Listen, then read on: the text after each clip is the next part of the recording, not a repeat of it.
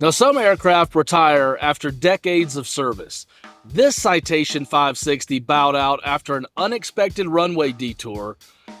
On an aborted takeoff, this Citation took an unexpected turn and lands in our hangar where it will not escape Eric the Wrench.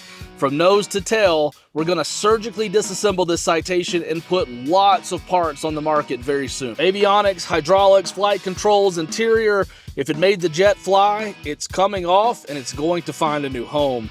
Pilot seats, passenger seats, panels, actuators, switches, everything that makes this jet a jet, we're saving it all. These parts move fast, faster than a Citation on a clear day. So once they're gone, and this one will never fly again, but she'll keep a lot of other Citations in the air.